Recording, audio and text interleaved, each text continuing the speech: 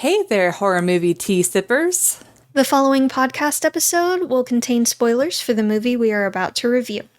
If you have not seen the movie and do not wish to have anything ruined prematurely, please do not continue to watch or listen until you have seen the movie. And welcome to the Horror Movie Tea Podcast.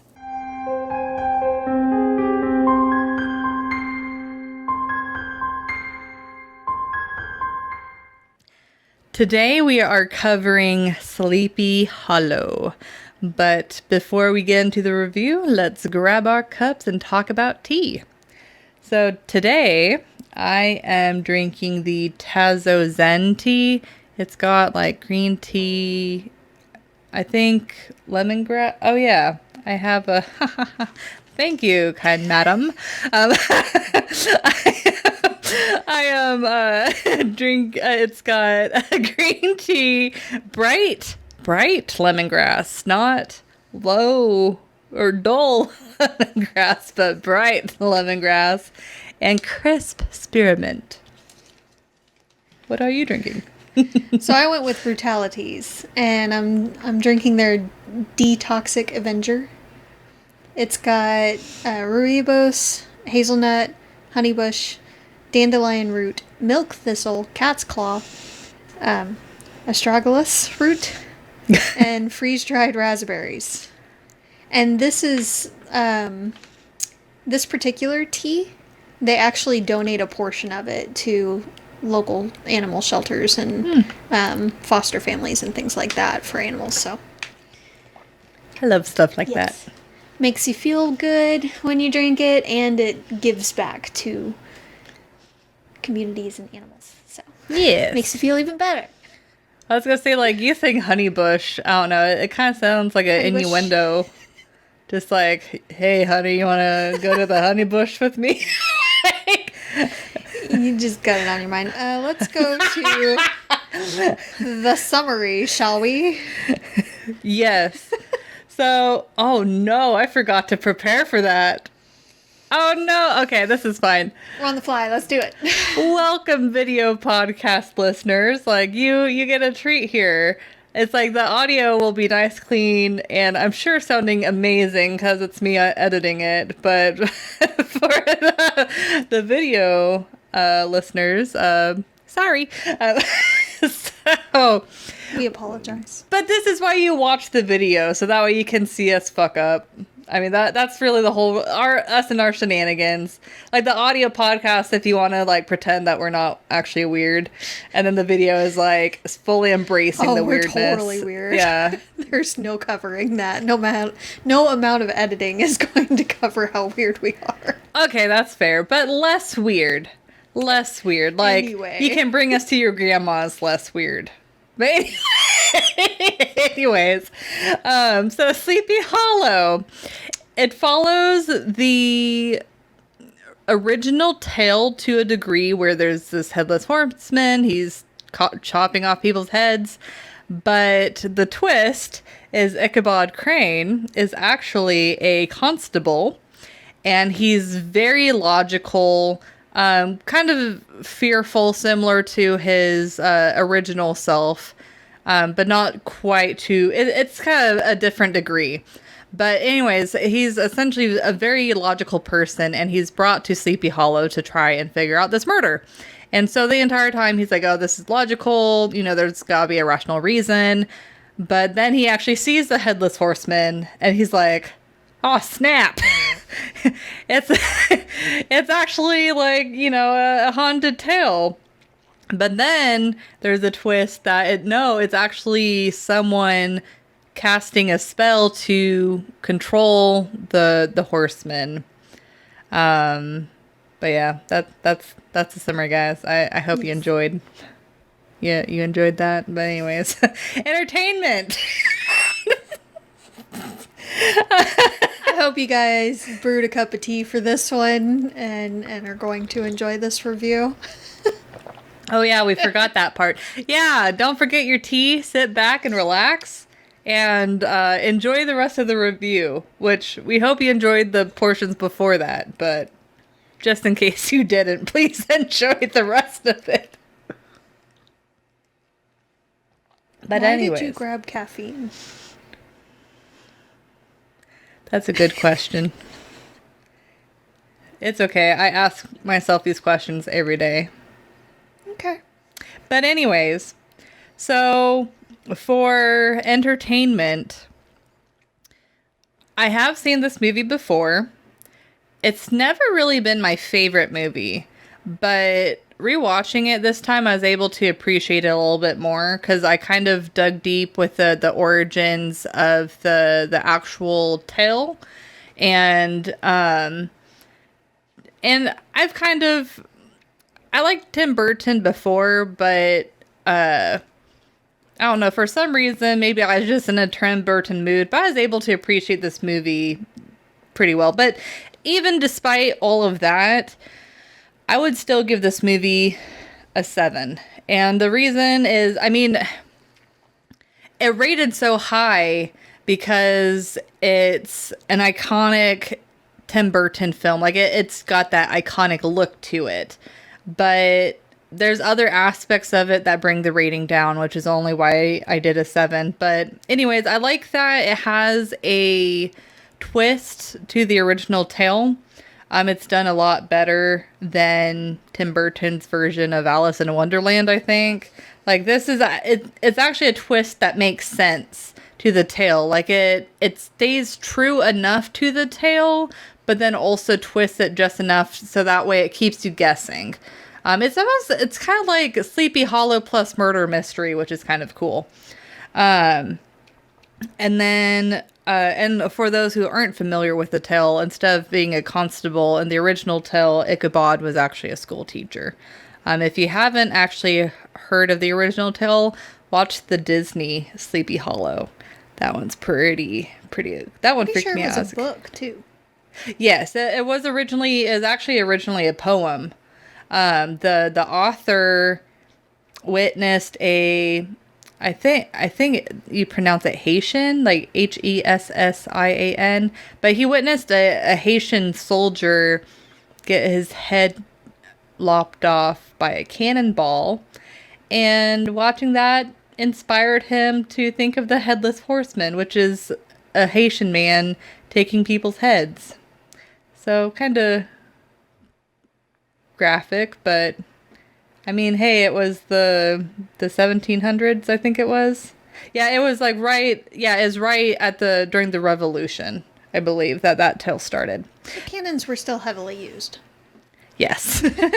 But anyways, so this movie is kind of strange to me because it's very much a mixture of like gothic, like very gothic and Tim Burton, but then it's got these really ridiculous points to the film, like Christopher Walken. Oh my god, like not one part, like as soon as it's him on the screen, it's not scary at all. It's funny. Especially when he's got to take, he's like, ha! And it's just like, you just laugh. It's just so ridiculous. And he is so living in that role. Into it. Like, he does a good job, but it's like, it's Christopher Walken. I'm sorry, he's not scary. Even when he tries to be scary. Just, no. But I like how the movie battles between, like, if it's logical, if it's legend, that because I feel like, especially in more modern day, we fight that a lot. It's like, do we continue telling these legends, or do we face the reason that these legends actually don't exist, and do we just forget them and move on? And I feel like it's kind of a mixture of both, you know. But and then the effects are pretty decent for the time, and even up to today's standards. Like, I wouldn't say it's believable, but there weren't scenes that I was like, oh, that's like totally fake. That it was fairly decent as far as that, except when they had CG. When they had CG, It was 90s CG. It was it didn't even look like 90s CG. It's like 80s CG, like 80s It was CG Tim quote. Burton CG. Yeah, Tim Burton CG. Oh no. I'm not really exactly sure the significance in the film. Maybe whenever you got into entertainment, you caught on about it a little bit more. But there's a lot of repeating themes, like the cardinal in the cage. Like in the first part of the movie, he released the cardinal from the cage, and then you see that flip thing that shows the cardinal like free and then being caged. And then later in the movie, whenever he's talking to, I think her name's Christina, she sees a cardinal sitting in the tree. It's just pretty. It's like it's definitely a very purposeful movie. But yeah, overall, like the movie's got a lot of fun twists and turns. Like even like it had been a while since I watched it, and I'm like, I think it's this, but I'm not quite sure. And the movie kept me guessing enough that I was like questioning my own memory on like, was it really this person? So that was fun. The death scenes were kind of funny. Some of them almost seem like campy, like almost slapstick like sometimes. It's like it's hard for me to gauge this movie on how serious it's trying to truly be. But it's like Tim Burton. It's like 95% of the movie seems like super serious, but then that little 5% you're like, what? The Christopher Walken percent. Yeah. Yeah, but my only complaint with the movie, well, I mean, not my only complaint, but my only regret, I guess I should say, is I really wish they had expanded on Ichabod's past. It was really interesting. Well, it's like, I know he explained that his dad murdered his mother for religious reasons, but then I'm like, well, he walked into a torture chamber where his mom's body was, and that's how he got the scars on his hand. But I'm like, why, if his dad is religious, why does he have this, like, these torture devices? I feel like it was kind of almost around, like, Spanish Inquisition type time frame. Yeah, but his family wasn't Spanish, like witchcraft. so. I mean, around Salem witch trial like maybe things. the father kept that equipment. Yeah, okay, that fits together for better. investigations of witches and things. Yeah, okay, yeah. Though, especially since he seemed like a pretty zealot type. Yeah. Yeah, I wonder, because those definitely were very iconic medieval torture devices. I wondered how long they actually used those devices. Because at least to me, it seemed like it'd be a little late in time, but maybe the super zealous people would continue to use those. Mm-hmm. So, but yeah. That's my take. You done with your tirade? Yes. What would you rate it? No more caffeine for you. I would still rate it a 7. Thanks score. Lord. It is a very entertaining movie. I can't take it very seriously. It is Tim Burton. And it's Christopher Walken. Like, there's no taking it seriously. When he files down his teeth to look almost shark-like, it doesn't help that they have, like, 2 different sets of teeth that they use in the movie. And one of the pairs that they use from further away looks a lot better and a lot more believable. But especially toward the end of the movie, they use a different set for a more close-up type, and you can see the black painted in between the teeth. And it looks like those dollar store type rubbery teeth that kids play with around Halloween time to make it look like, ew, you have nasty teeth or whatever. That's what it reminds me of. Hardcore. And I can't unsee it. And it just makes me laugh every single time. In addition to it being Christopher Walken, who's super into the part. I can't unsee it. and it takes me out of the movie a little bit.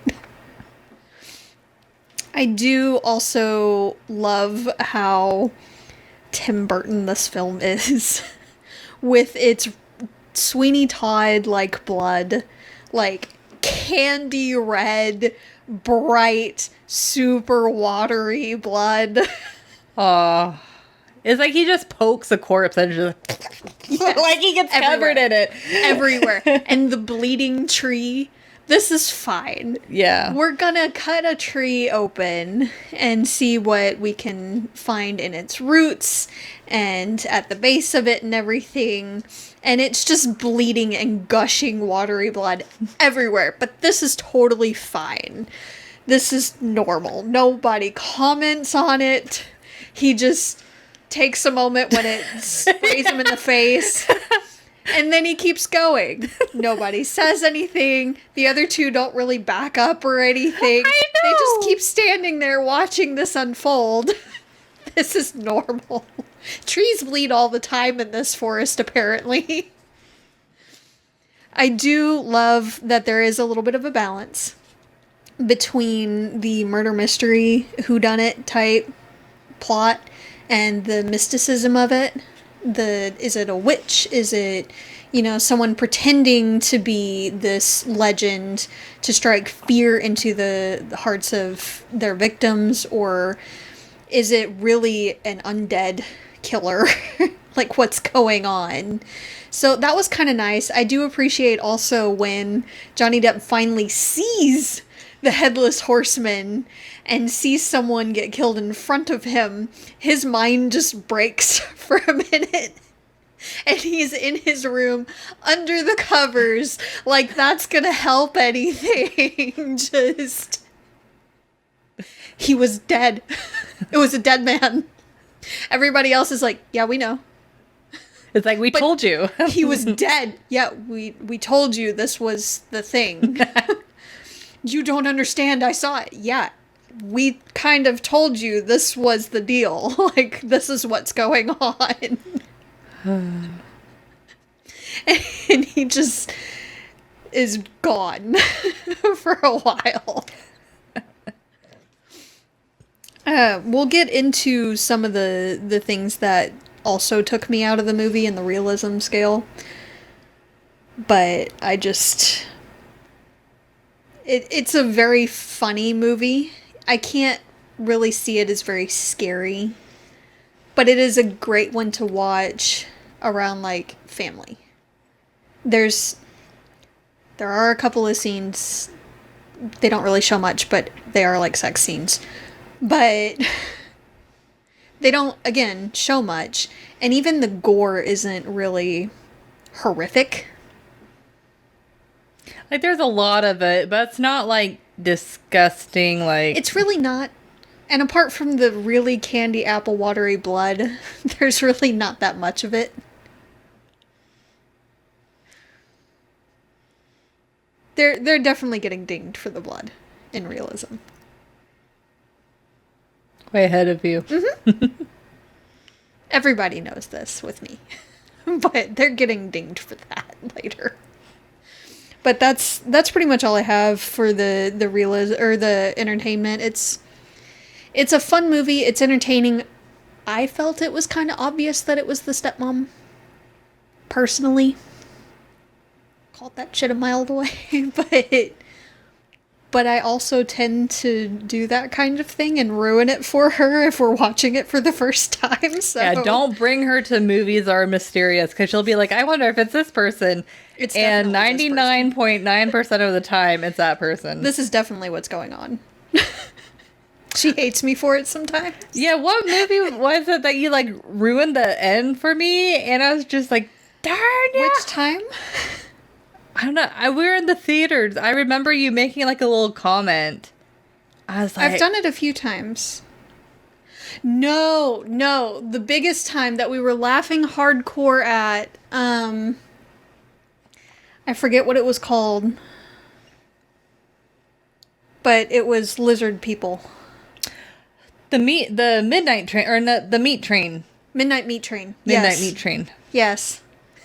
Yes. I jokingly said, it's lizard people, isn't it? I didn't think the movie would take me seriously. That was not my fault. I was joking that time. The movie took me seriously and did the thing. Not my fault. But I do tend to do that a lot, and she hates me for it. This is fine. This is normal. Let's move on, shall we? What'd you give it for realism? So for realism, yet again, I only have like 3 points written on that, but I would give it a 3.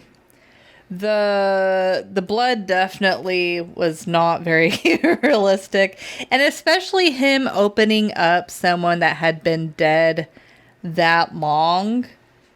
It would not be all splooshy everywhere. No. Because really, at least from my understanding, the reason why blood splatters the way it does is because of blood pressure. And also, whenever you die, your blood thickens and it kind of congeals together. It's like when you're alive, you kind of need your blood to work, so it's going to be a little bit more watery and splooshy. Yeah. And then it's like not only was the blood like super splooshy, but in some scenes the color of the blood was fairly decent, but then there's others where it was like orange, and you're like, what are you thinking? It just didn't make any sense. Must be bright. Yeah, and then of course the evil tree. Like, not only does the tree bleeds, but it holds heads, and it's a portal to hell. Like, it's a very convenient tree. Yeah, it's a... Ooh, can you shake my mouse? Oh shit. There... Oh no! Well, we'll see. Oh, did it... I didn't even think about that. Okay. This is fine. Everything's fine. It's still recording. We're good. This is fine. But anyways... Today's just a comedy of errors. Yeah, I need to change when my computer falls asleep. But anyways, moving on. There are so much things to recording podcasts, guys. It's so hard, but it's fun. But we wouldn't do it otherwise. But for overall, the realism is, I mean, it's a movie about a headless horseman. Like, you can't really expect it to be realistic. But the head chopping is at least entertaining, and since that's like a huge portion of the movie, at least they got that down. But whenever Dumbledore guy dies, that was pretty funny. But anyways, what would you give the movie? You give it a 1, wouldn't you? I actually give it a 1.5. Okay. It's not very realistic. Tim Burton. Very entertaining movies. Not very realistic. So, the blood, for one, obviously. Obvious reasons. And you're right, it would congeal. Especially in the bodies where he goes to do an autopsy. Horrible autopsy. But I can understand some splatter here and there just from gas buildup. I could understand some. But the amount where it looks like someone went up to him with a hose and just kind of sprayed him down with it. Yeah, no, that's not how any of that would work. Yep. Also, the decapitation scenes are not realistic at all. The heads would not just... It wouldn't really stay on there for the most part and then just kind of flop off. The body would lean in the direction of the cut and all, and it would go flying a little. It would be a little different. It just wasn't very accurate at all. It looked like someone whacked a dummy and the head went rolling. Yeah. So, not quite there. Kids film. Is it really a kids film? I watched it when I was like 9. when it came out. But that doesn't mean it's a kid's film. It just means that your parents chose to show it to you when you were 9. Because they were awesome. No, it's really not that bad of a film. With the exception of the single sex scene. That's more, I don't know. Of course, we were very different kids. I was a kid that would get scared very easily, and I would picture this movie scaring the crap out of me as a kid. I watched this kind of stuff and laughed. We all know how psychotic I am, though, so take that with a grain of salt. I have concerns. I'm in the same room as you. It was not a very gory movie, all things considered. And the blood was so fake, you can't really take it seriously. You can't. I also don't understand how he pours a little bit of powder, there's a chemical reaction, and yes, this indicates that there was a single powerful thrust that removed the head. That's not how that works. You determine that by, the actual cut and the skin around the cut and how it looks. Is it super jagged? Is it straight? And that more indicates, yes, how many whacks it took to remove it, but also how sharp the blade was. And he did indicate that it was cauterized, so it was a very hot blade. So that at least was a bit accurate. How there were no burns when it cauterized it is a different story. It doesn't make that much sense, but they tried to explain it as hellfire. It's fires of hell that does that. I'm pretty sure hellfire would burn the crap out of anything and everything nearby. Yeah. But okay, this is fine. This is totally fine.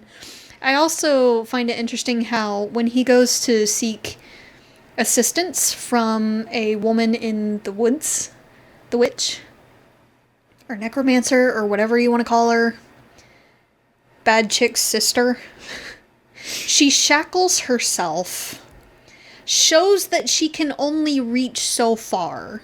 It's like half the length of the table between them. And then suddenly the shackles aren't there anymore when she jumps him. Like, that was completely pointless to show him that, if there are going to be no shackles in the next 2 seconds. I also appreciate how she tried to tell him, like, 3 times to shut up. Silence. Do not say anything. Not a single word when I'm doing this. And he continues to talk. Every time she tells him to stop talking. That at least was a little bit accurate. Yeah. I could see that happening easily. Especially since he seemed to be like a nervous talker. And he was obviously uncomfortable in that situation. Yeah. It was a weird situation, but this is fine. This is fine. So, one of the other things that I had an issue with, though, is the symbols that he saw under his bed and in the church. He didn't bother to try to look up those symbols or anything. For someone who claims to hold logic in high esteem, and he's all about reason and logic and trying to figure out the reason for everything and why these are happening and all that, he never once looks up the symbols until he's already leaving. I feel like that's not very accurate to his character. Personally. Even if you don't believe in that kind of thing, you were given a book on spells and symbols of witchcraft and things. You can't thumb through it after you see it and be like, what exactly was the intent behind it or anything? Were they trying to signify that I'm next? Or was it a protection thing? Or were they wanting me to be sick or whatever? Just even idle curiosity. He didn't once try to look it up before he left. No. I do for the last point, though, want to open up a discussion. Because personally, I didn't see a real reason why she killed the midwife and her husband.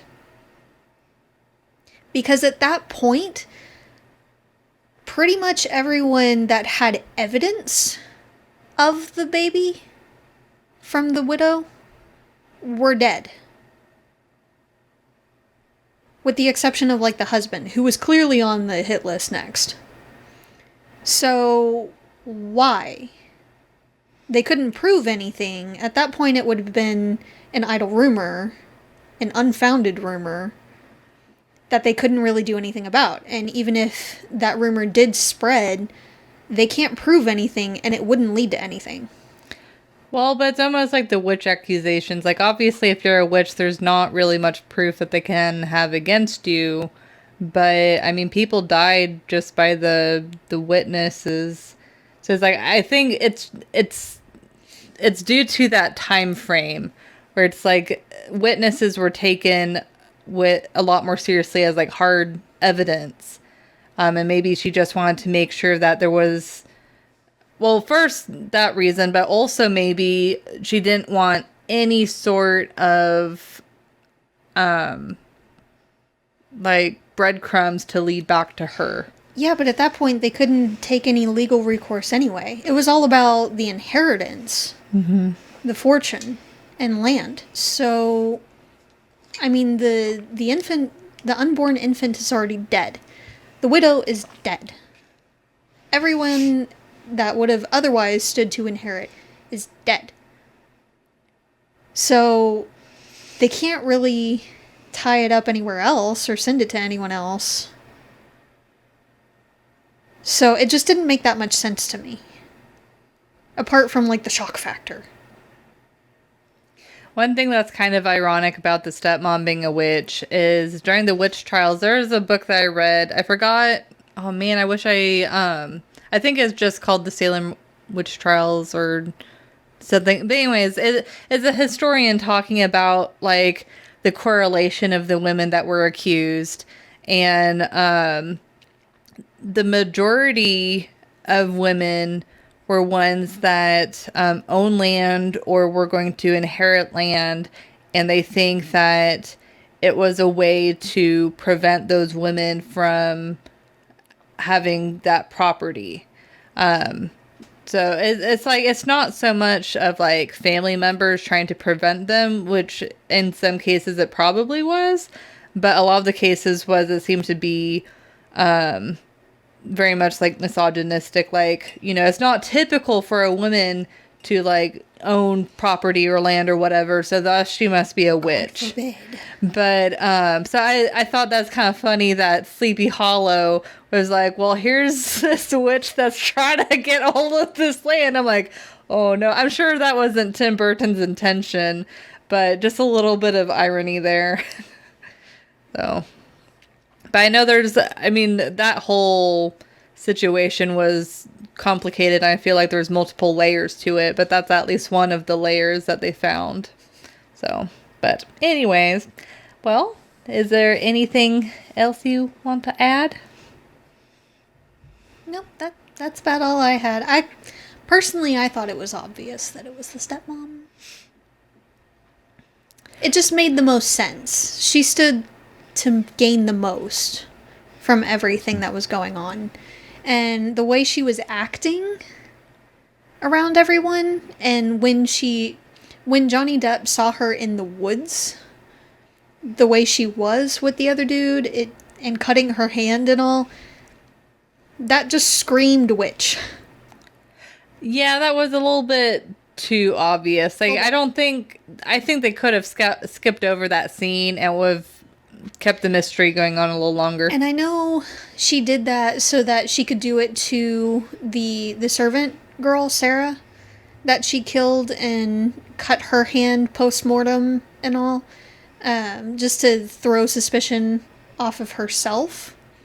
And I know Tim Burton tried to be like, it wasn't actually her, because the dad runs into the church screaming, I just saw her get killed and all, but he cut the scene before anything was actually confirmed. That is very when they sus. had shown every other death Yep. without issue and without hesitation. Yep. So, not sus at all. Yeah. Well, sus that Tim Burton like did that to try and throw the. Yeah, it's like if you're gonna have a twist like that, then have a few previous deaths where it kind of cut off right before. Do better. Yeah. Cover your tracks better. But your comment on Ichabod and him jumping to conclusions, I think going based off of the original character, he's a very fearful character, and they were implementing some. It's like. Well, I gathered, and I mean, this is the fun thing about like movies is like there's so many different interpretations, but my interpretation is this Ichabod hides his reason, but underneath is his fear. And so he does his reason to help lead himself out of his fear, but in this scenario, since there wasn't really any logic he could associate it with, that's why he jumped to that conclusion, was because it went like right to his level of fear. But it's like I can definitely see where you're coming from, but I also, it's like I saw some other things that he did that weren't like he definitely wasn't 100% like logical person. He was in some aspects fear driven. So I think it also makes sense that it could be that too. Well, it also didn't make sense to me that he just took the kid at his word. Like, he's been questioning everything else that everyone else has been saying, including the kid. But when the kid mentions, oh, that's the cursed evil eye, he's like, that's definitely what it is. Not gonna look that up.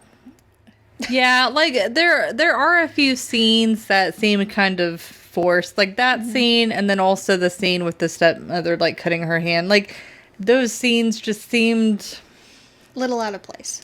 Yeah, but yeah. So to wrap things up, though, like overall, I think it's a decent movie. It's worth at least one watch. I do think of it as a Halloween classic. I don't really watch it typically every year, but I mean, it's once every couple of years type of movie for me. Yeah, I'm about the same way. It's not necessarily every year, but every couple years to a few years in between. Yeah. It's a fun one to kick back and watch. It's not to be taken seriously. But no. Christopher Walken. Yep. Yeah, especially like some of the fight scenes with the Headless Horseman are just funny because it's like it's like at first it's disturbing because it's like, oh, it's a body walking around without a head, but then whenever it starts moving and fighting, it's kind of comedic. It's not that disturbing, but I don't know. I always die laughing though at that scene after he sees the horseman kill the magistrate.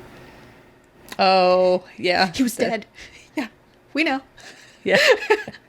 You don't understand. I saw him. Yeah, we know. What are you going to do about it? Can we move on? Yeah, but anyways. Yeah. But thank you guys again for joining us today, and please comment on what you thought of the movie. And then if you'd like to recommend a movie, or if you guys would like to keep up to date with our content, you can follow us on YouTube, Instagram, Facebook, and most places that you can listen to podcasts. And if you'd like to support our podcast, please subscribe, like, and share our content. We also have a Teespring if you'd like to support us monetarily. And you can find sites mentioned linked below. And until the next time, guys, stay safe and stay spoopy.